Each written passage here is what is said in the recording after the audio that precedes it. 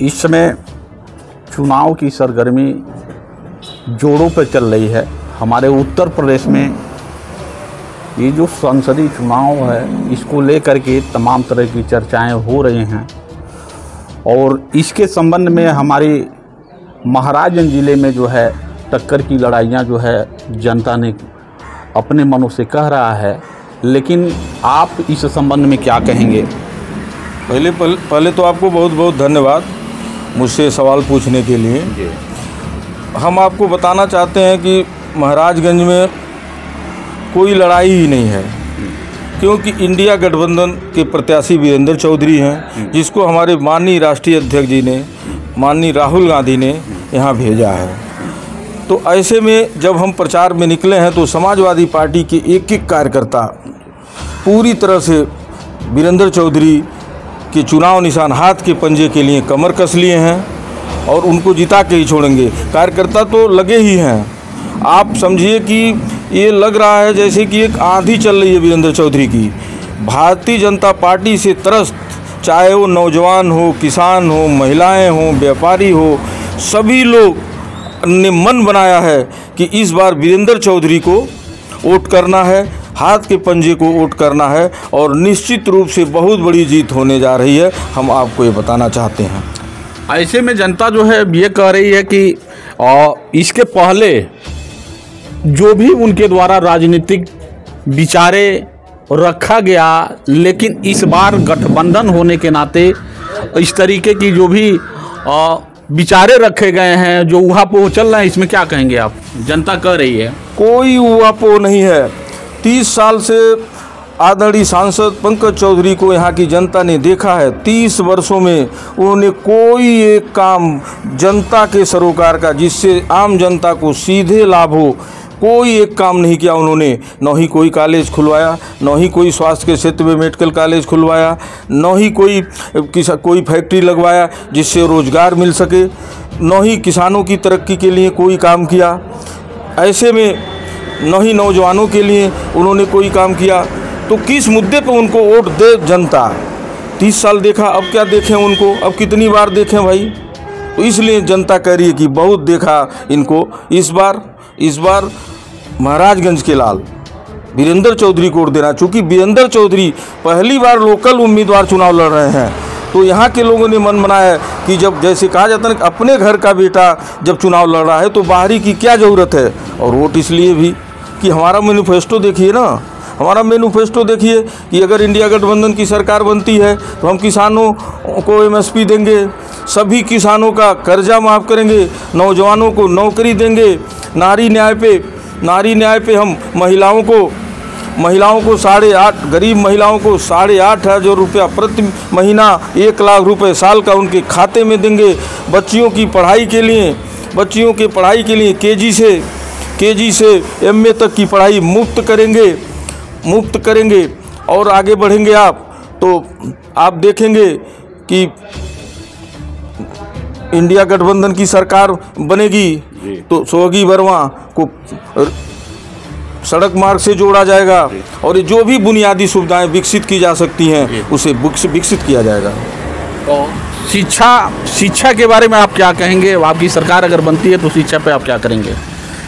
सबसे पहले तो जो हर संसदीय क्षेत्र में एक केंद्रीय विश्वविद्यालय होता है 30 सालों में, वो सांसद पंकज चौधरी 6 बार के सांसद होने के बाद भी एक केंद्रीय विश्वविद्यालय भी नहीं बनवा पाए।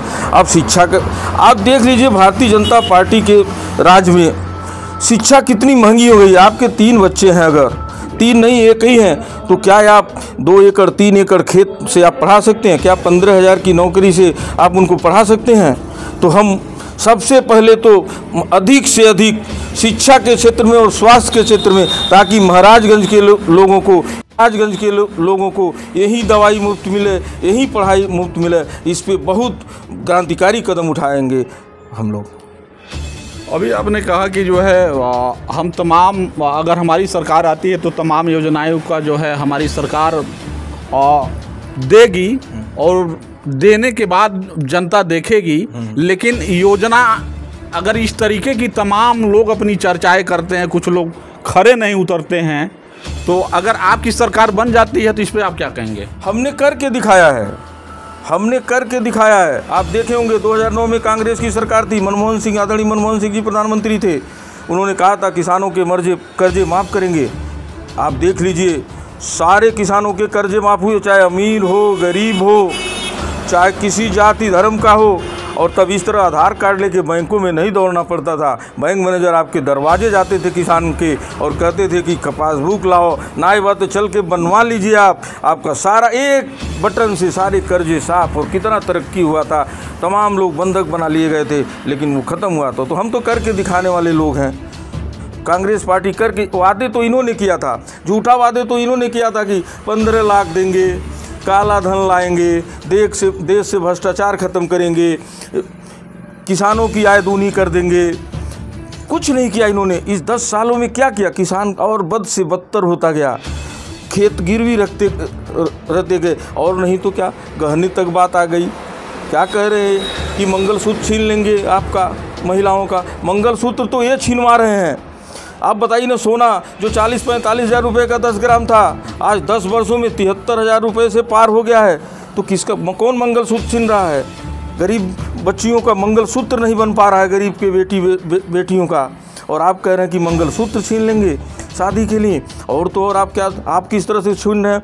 गाँव में माइक्रो फाइनेंस कंपनियाँ भेज करके लोगों को महंगे ब्याज पे कर्जा दे करके उनको मजबूर कर रहे हैं कर्जा लेने के लिए। और कर्जा लेने के बाद उनके घरों पे ताले लग रहे हैं, उनका सिलेंडर उठा ला रहे हैं, उनकी मोटरसाइकिल उठा ला रहे हैं, उनको अपमानित कर रहे हैं। ये अपमान अब नहीं सहेगा। क्यों नहीं आपके राष्ट्रीयकृत बैंकों से कर्जा देते हैं?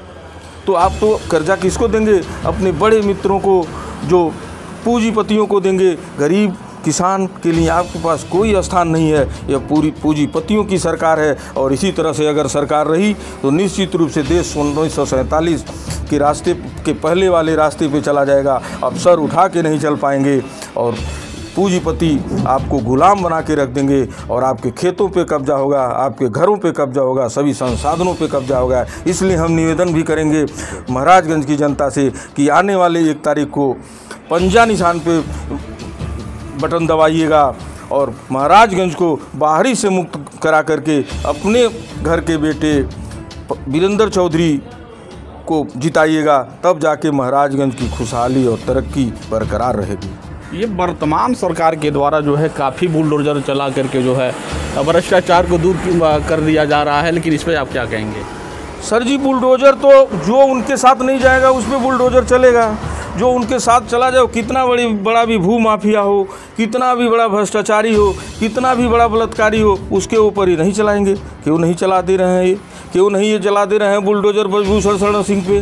पूरा देश की महिलाएं, पहलवान, बच्चियां रोती बिलखती रहीं, उनको पिटवाया गया। क्यों नहीं चलवाएंगे? क्योंकि वो भारतीय जनता पार्टी में है। ये धनंजय सिंह पे नहीं चलवाएंगे क्योंकि वो भारतीय जनता पार्टी में है। क्यों नहीं यहाँ के सांसद पंकज चौधरी पे बुलडोजर चलवा दे रहे हैं, जो किसानों की पट्टे की 22 एकड़ ज़मीन हड़प के बैठे हैं?